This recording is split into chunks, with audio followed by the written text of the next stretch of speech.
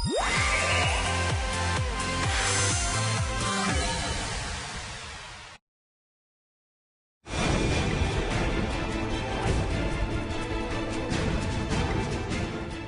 1인당 10만 원씩, 4인 가구 기준 가구당 40만 원씩을 재난기본소득으로 지급하기로 결정했습니다. 전 국민의 대상으로 해서 주는 것이 과연 합리적인지 아니면 효율적인 문제도 있고, 두 번째는 저희는 재원 문제도 또 언급하지 않을 수가 없습니다.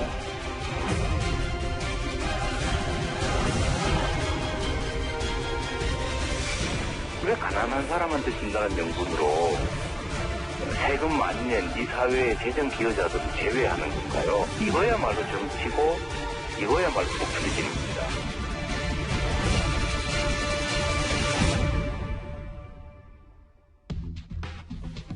예, 이제부터는 뉴스탑10이 뽑은 4위 이 얘기를 좀 해보겠습니다.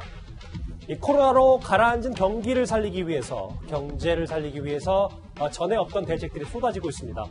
선두에 선 이재명 경기도지사는 경기도민 모두에게 어제 10만 원을 일괄 지급하겠다고 말했었죠. 그런데 일단 홍남기 경제부총리가 제동을 건 듯한 발언을 했습니다.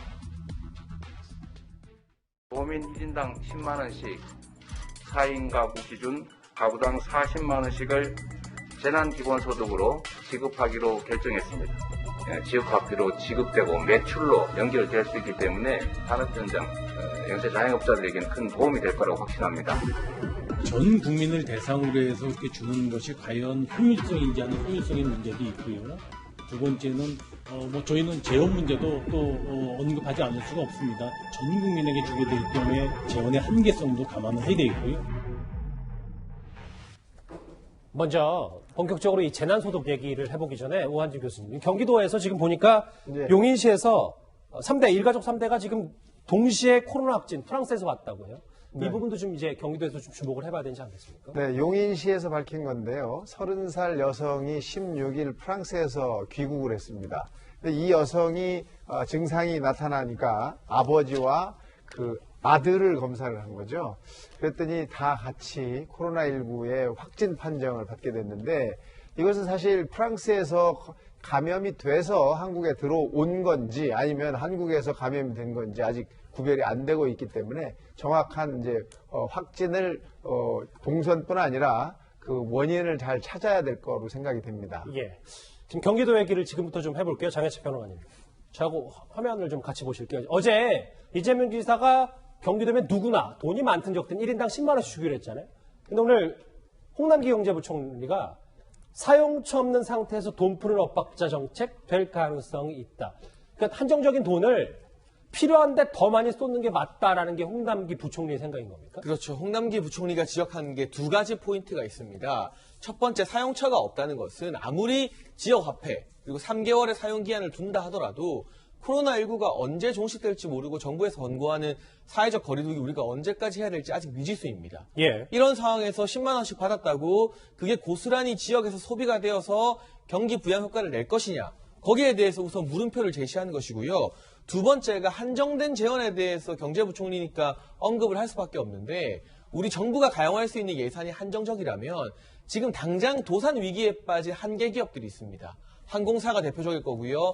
여행업계도 마찬가지입니다. 이런 기업들이 도산하게 되면 수많은 사람들이 직업을 잃게 됩니다.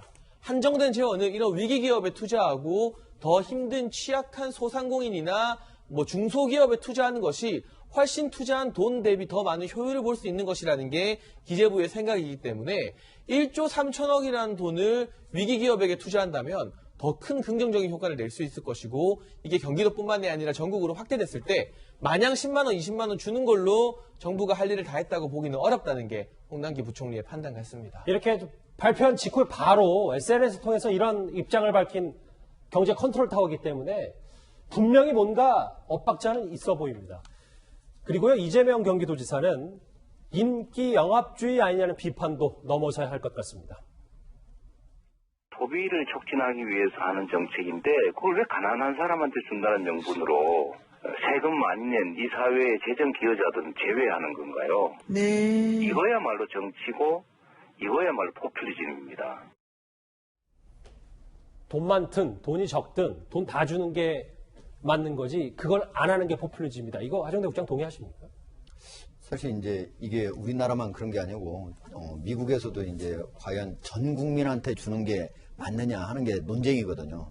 미국에서는 이제 $1,000씩 주기로 하지 않았습니까? 근데 그 $100만 수입이 있는 사람한테 $1,000 과연 주는 게 의미가 있느냐 이런 게 있는데 지금 경기도 같은 경우에도 모든 경기도민한테 경기도민이 한 1,300만 정도 됩니다. 그러니까 그 주민한테 다 준다고 하는 거니까 적어도 4인 가족이면 40만 원을 이렇게 받을 수 있는 건데 과연 잘 사는 사람들이 40만 원을 받는 거하고 어렵게 사는 사람들이 40만 원을 받는 거하고 크게 차이가 있을 것 같거든요.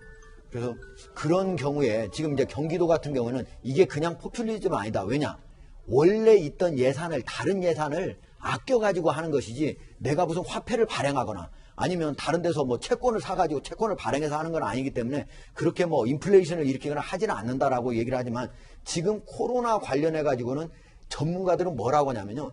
그러니까 보편적인 그런 지원을 해주는 것보다 전 국민한테, 전 도민한테 주는 것보다 이 코로나 사태로 직접적인 피해를 입은 그런 계층한테, 그런 업종한테 주는 것이 맞다. 그래야만 거기가 도산을 하지 않고 거기가 다시 이 몇 개월을 다시 잘 견뎌내가지고 살아날 수 있다 하는데 지금 전문가들 의견하고 어떻게 보면은 이 이재명 지사가 하는 거하고는 좀 차이가 있는 거죠. 아무래도 이렇게 주게 되면은 전 도민한테 주는 거니까 이재명 지사야 그 도민들한테는 많은 호평을 받을 수 있을지는 모르겠지만 실제로 많이 타격을 입은 사람들한테 직접적인 실질적인 혜택은 가지 않는다. 그 부분이 좀 아쉬운 부분입니다. 정말 중요한 나라 경제 얘기하는데 휴대전화가 잠깐 울렸거든요. 시청자 여러분께 양해 말씀 부탁드리겠습니다. 박원순 서울시장도요. 이재명 지사의 보편적 복지에는 생각이 다른 것 같습니다. 한번 들어보실까요? 사실은 뭐 국민 모두에게 이제 동일한 금액을 주는 것이 이른바 재난 기본소득인데 문제는 뭐 그렇게 줄 수 있으면 더없이 좋겠지만 지금 재원의 한계가 너무나 분명하지 않습니까? 일단 직간접적인 타격을 입은 분들에게 우선적으로 지원하는 게 효율적이고 실질적이고 합리적이다. 서울시장 생각은 이재명 지사 쪽보다는 정부 쪽 입장에 가까운 것 같은데 김태현 변호사님. 그런데 오늘 가장 큰 이슈가 좀 되고 있는 논란의 얘기가 있어요.